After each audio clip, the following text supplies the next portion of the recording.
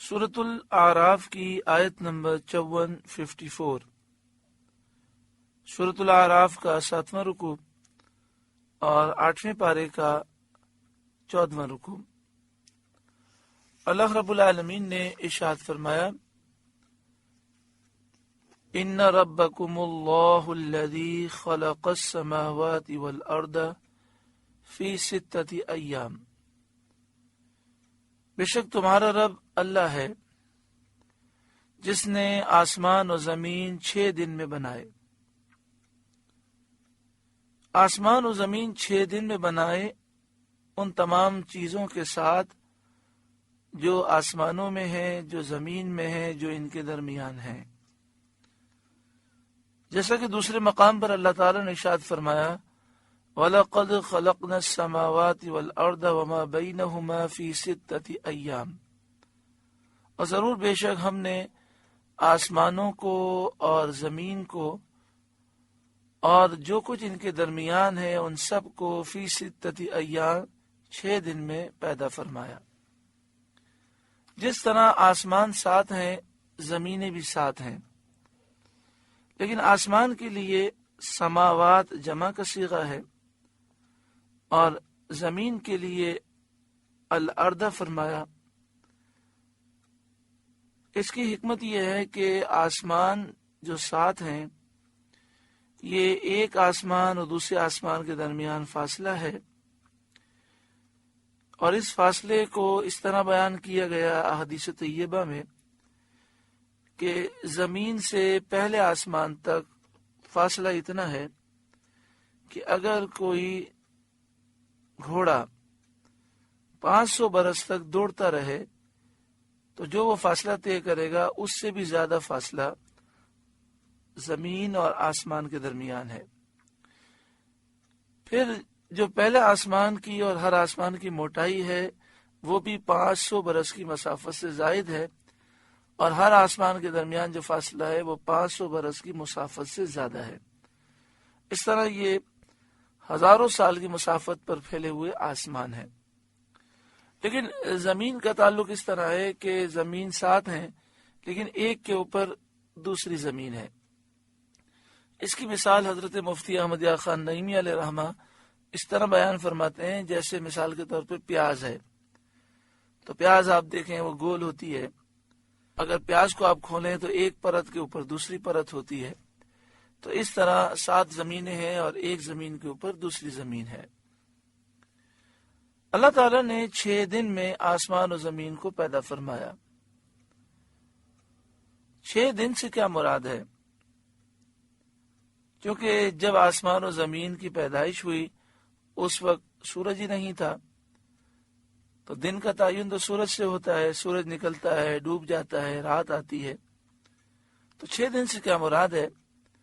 تو فرمایا 6 دن سے مراد یہ ہے کہ دنیا کے 6 دنوں کی مقدار مراد ہے، کیونکہ یہ دن تو اس وقت موجود ہی نہیں تھے، سورج ہی نہ تھا جس سے دن ہوتا۔ پھر دوسرا سوال یہ ہے کہ اللہ تعالیٰ تو قادر ہے، ایک لمحے میں 7 آسمان زمین پیدا فرما دے، اور ایک لمحے سے کم میں بھی پیدا کرنے پر وہ قادر ہے، تو فرمایا کہ اتنے عرصے میں ان کی پیدائش فرمانا بتقاضائے حکمت ہے، اس میں حکمتیں ہیں۔ ایک حکمت یہ بیان ہوئی کہ اس سے بندوں کو اپنے کاموں میں تدریج اختیار کرنے کا سبق ملتا ہے، یعنی بندے اپنے کام مرحلہ وار کریں اور بتدریج اور اطمینان سے کریں۔ بعض مفسرین نے فرمایا اس میں یہ درس ہے، یہ تعلیم ہے۔ ثم استوى علی العرش، پھر عرش پر استوا فرمایا جیسا اس کی شان کے لائق ہے۔ استوا کا لفظی معنی ہوتا ہے جا کر ٹھہر جانا۔ اللہ تبارک و تعالی بیٹھنے سے، کہیں ٹھہرنے سے، اٹھنے سے، بیٹھنے سے، چلنے سے پاک ہے، کیونکہ اللہ تعالی جسم سے پاک ہے، جہت، سمت، ڈائریکشن سے پاک ہے۔ تو پھر یہاں کیا معنی ہے؟ تو چونکہ جب اس کے معنی ہمیں معلوم نہیں ہے تو اعلیٰ حضرت امام اہل سنت نے اس کے ترجمے میں استوا کا ترجمہ ہی نہیں فرمایا۔ ثم استوى علی العرش، پھر عرش پر استوا فرمایا۔ اور آگے اعلی حضرت امام اہل سنت نے ترجمے میں یہ لکھا جیسا اس کی شان کے لائق ہے، جو اس کی شان کے لائق ہے وہ یہاں معنی مراد ہے۔ یہ استوا متشابہات میں سے ہے۔ متشابہات کا مطلب یہ ہوتا ہے کہ ہمارا یہ ایمان لانا ضروری ہوتا ہے کہ اس کی جو مراد ہے میرا اس پر ایمان ہے، مگر اس کی مراد اللہ جانتا ہے اور اللہ کی عطا سے اس کے محبوب جانتے ہیں۔ یہ راز الہی ہے جو ہم نہیں جانتے، ہم اس پر ایمان لاتے ہیں کہ اللہ کی اس سے جو مراد ہے حق ہے۔ حضرت امام اعظم ابو حنیفہ رضی اللہ تعالی عنہ نے فرمایا کہ استوا معلوم ہے، اس کی کیفیت مجہول ہے اور اس پر ایمان لانا واجب۔ اعلی حضرت امام اہل سنت نے فرمایا اس کے معنی یہ ہیں کہ پیدائش کا خاتمہ عرش پر جا ٹھہرا، واللہ اعلم باسرار کتابہ، اللہ خوب جانتا ہے، سب سے زیادہ جانتا ہے اپنی کتاب کے رازوں کو، اسرار کو۔ یعنی اعلی حضرت امام اہل سنت فرماتے ہیں کہ زمین کی پیدائش ہوئی، آسمان کی پیدائش ہوئی، ان کے درمیان ساری چیزوں کی پیدائش ہوئی، اور یہ پیدائش کا سلسلہ عرش پر جا ٹھہرا۔ پیدائش کا جو سلسلہ تھا اس کا اختتام عرش پر ہوا۔ یہ ایک اس کی تعویل ہے۔ یغشی اللیل النہار یطلبہ حثیثا، رات دن کو ایک دوسرے سے ڈھانکتا ہے کہ جلد اس کے پیچھے لگا آتا ہے۔ یعنی اللہ تبارک و تعالی نے نظام ایسا بنایا کہ رات دن پر چھا جاتی ہے، پھر دن آ جاتا ہے، اور یہ ایک دوسرے کے پیچھے آ رہے ہیں۔ یعنی بتدریج دن آ رہا ہے، بتدریج رات جا رہی ہے، بتدریج رات آ رہی ہے، آہستہ آہستہ دن جا رہا ہے۔ جیسے آپ دیکھیں جب صبح ہوتی ہے تو اندھیرا آہستہ آہستہ جاتا ہے اور روشنی آتی ہے، پھر جب رات ہوتی ہے سورج ڈوب جاتا ہے تو آہستہ آہستہ اندھیرا آتا ہے اور روشنی جاتی ہے۔ والشمس والقمر والنجوم، اور سورج اور چاند اور تاروں کو بنایا، مسخرات بامری، سب اس کے حکم کے دبے ہوئے، اس کے حکم کے پابند ہیں، اس کے بنائے ہوئے نظام پر اور اس کے حکم سے وہ چلتے ہیں۔ الا لہ الخلق والامر، سن لو اسی کے ہاتھ ہے پیدا کرنا اور حکم دینا۔ پیدا کرنے والا بھی وہی ہے، حکم دینے والا بھی وہی ہے۔ حقیقی طور پر حکم اسی کا چلتا ہے۔ فرشتے، انبیاء، اولیاء جو تصرف کرتے ہیں اللہ کے حکم سے کرتے ہیں۔ تبارک اللہ رب العالمین، بڑی برکت والا ہے اللہ رب سارے جہاں کا۔ اللہ تبارک و تعالی بڑی برکت دینے والا ہے، اس کے نام میں بھی برکت ہے۔ لفظ اللہ اللہ اللہ، اس کا ذکر کیا جائے تو دل کا میل دور ہو جاتا ہے۔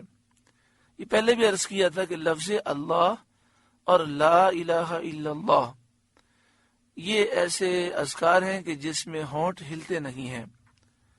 اگر آپ اس میں لاکھوں مرتبہ بھی پڑھ لیں، برابر والے کو محسوس نہیں ہوگا کہ آپ اللہ کا ذکر کر رہے ہیں۔ آدمی عمل کو دکھانے سے بھی محفوظ رہتا ہے اور کئی مرتبہ اللہ کا ذکر کرنے میں کامیاب ہو جاتا ہے۔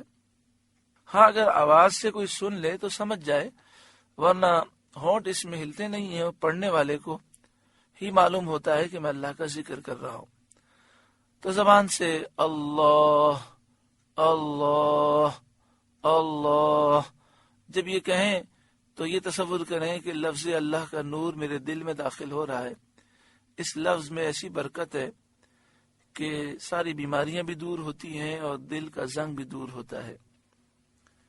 ادعوا ربکم تضرعا وخفیہ، اپنے رب سے دعا کرو گڑ گڑاتے اور آہستہ۔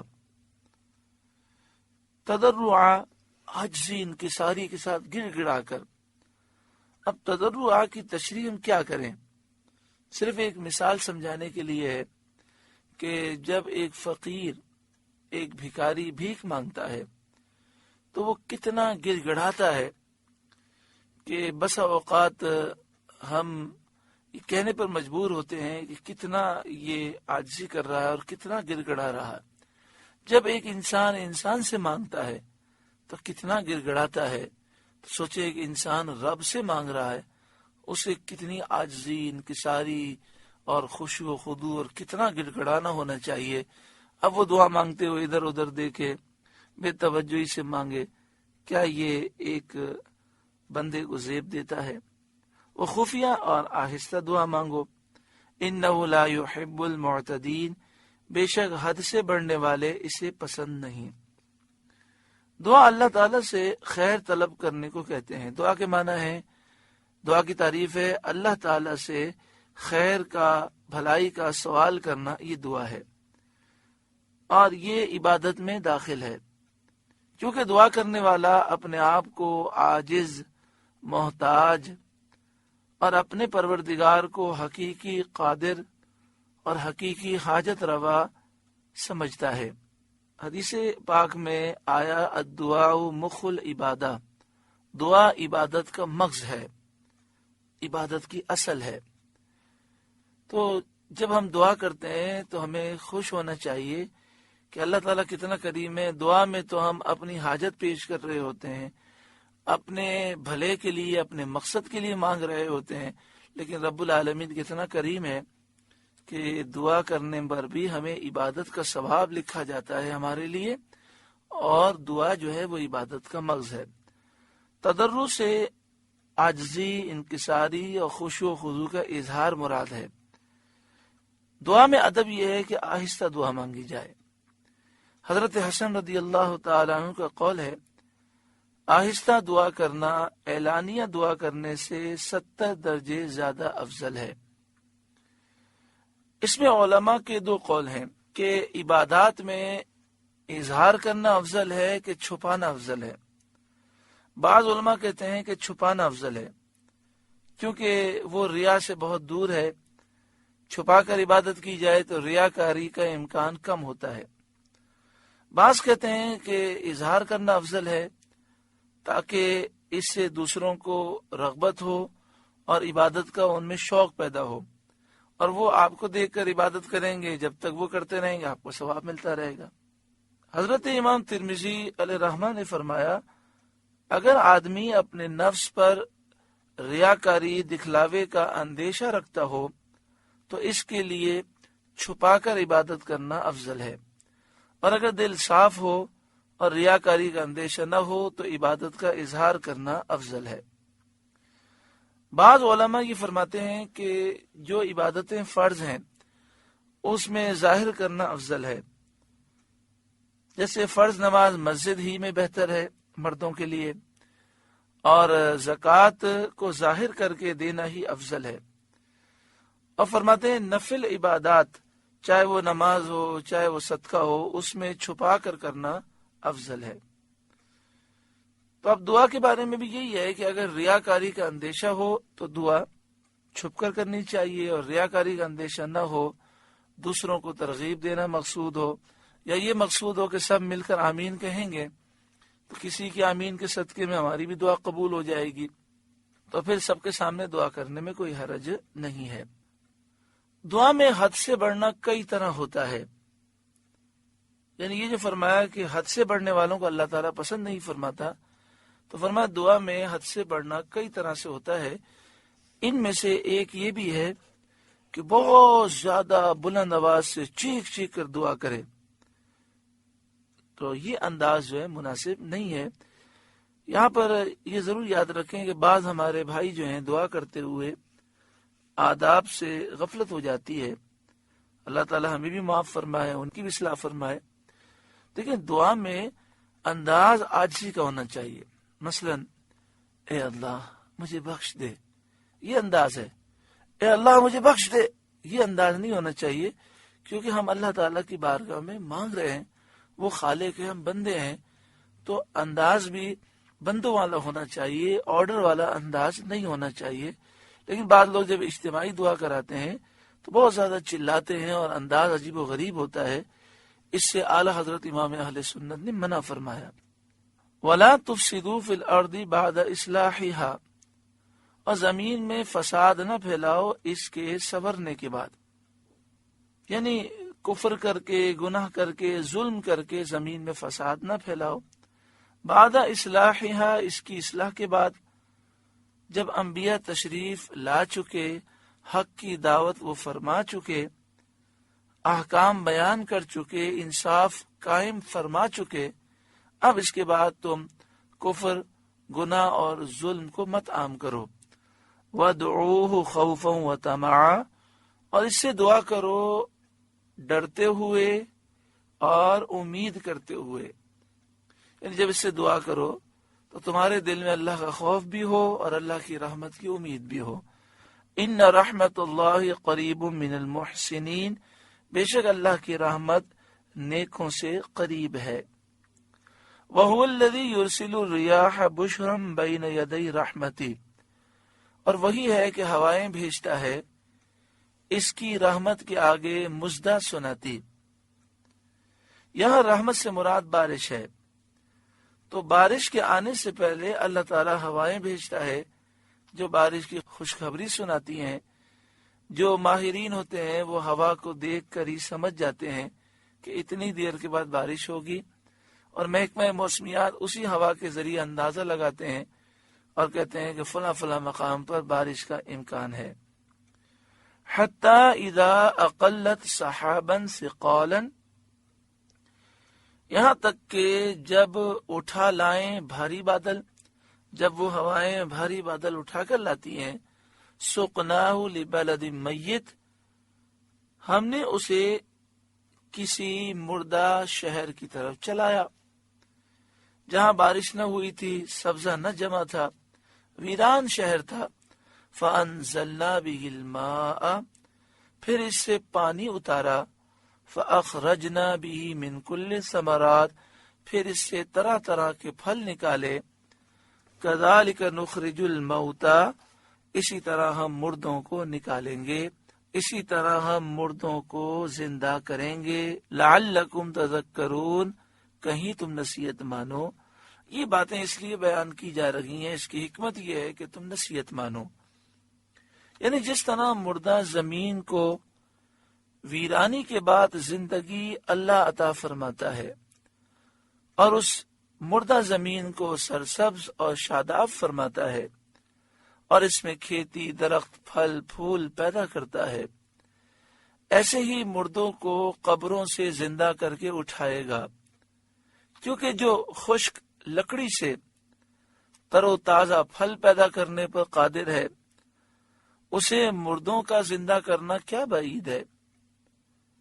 قدرت کی یہ نشانی دیکھ لینے کے بعد بھی عقل مند اور ایسا شخص جس کے حواس سلامت ہیں، مردوں کو زندہ کیے جانے پر کوئی اگر وہ شک رکھتا ہے تو بڑی عجیب بات ہے۔ عقل مند اور سلیم الحواس جس کے حواس سلامت ہیں، اگر وہ غور کرے کہ کس طرح اللہ تعالیٰ خشک لکڑی سے تر و تازہ پھل اور پھول پیدا کرتا ہے، تو اس کے دل میں پھر کوئی تردد باقی نہیں رہتا، وہ کہہ اٹھتا ہے ان اللہ علی کل شیء قدیر، اللہ ہر چاہت پر قادر ہے، وہ ضرور مردوں کو زمین سے زندہ فرمائے گا۔ والبلد الطیب یخرج نباتہ بإذن ربہ، اور جو اچھی زمین ہے اس کا سبزہ اللہ کے حکم سے نکلتا ہے۔ والذی خبث لا یخرج الا نکدا، اور جو خراب ہے اس میں نہیں نکلتا مگر تھوڑا بمشکل۔ یہاں مومن اور کافر کی مثال دی گئی۔ یہ جو فرمایا اچھی زمین ہے اس کا سبزہ اللہ کے حکم سے نکلتا ہے، تو فرمایا یہ مومن کی مثال ہے۔ جب بارش ہوتی ہے تو ہر زمین پہ بارش پہنچتی ہے، لیکن جو زمین اچھی ہوتی ہے وہ پانی سے بہت نفع پاتی ہے، اس میں پھول پھل پیدا ہوتے ہیں، سر سبزی اور شادابی آ جاتی ہے۔ اسی طرح جب قرآن نازل ہوا، جب قرآن پڑھا جاتا ہے، جب قرآن کا درس دیا جاتا ہے، جب مومن کے دل پر قرآنی انوار کی بارش ہوتی ہے تو وہ اس سے نفع پاتا ہے، اس کا ایمان اور مضبوط ہوتا ہے، عبادات اور طاعات سے پھلتا پھولتا ہے۔ اور یہ جو فرمایا جو زمین خراب ہے اس سے کچھ بھی نہیں نکلتا، اگر نکلتا بھی ہے تو نقیدہ، تھوڑا بمشکل، جیسے کانٹے نکلتے ہیں، بیکار چیز پیدا ہوتی ہے جو کسی کام کی نہیں ہوتی۔ یہ کافر کی مثال ہے کہ جیسے خراب زمین بارش سے نفع نہیں پاتی، ایسے ہی کافر قرآن پاک سے منتفع نہیں ہوتا، فائدہ نہیں اٹھاتا۔ اسی مثال کو اب یوں سمجھیں کہ کئی کافر ایسے تھے جن کے سامنے قرآن پاک پڑھا گیا، وہ ایمان لے آئے، تو زمین مردہ نہیں تھی، بظاہر مردہ تھی لیکن اس پر مہر نہیں لگی تھی، وہ زمین ایکسپائر نہیں ہو گئی تھی، تو اس زمین میں اگانے کی صلاحیت تھی، تو جب اس نے قرآن سنا ایمان لے آیا۔ اور بہت سے ایسے کافر ہیں جن کے سامنے قرآن پڑھا گیا، ساری زندگی ایمان نہ لائے، بلکہ قرآن پڑھا گیا تو اور ان کی خباثتوں میں اور ظلم میں اضافہ ہوا، تو ان کے دل کی زمین ختم ہو چکی تھی، اس میں پیداوار اگانے کی صلاحیت نہ تھی۔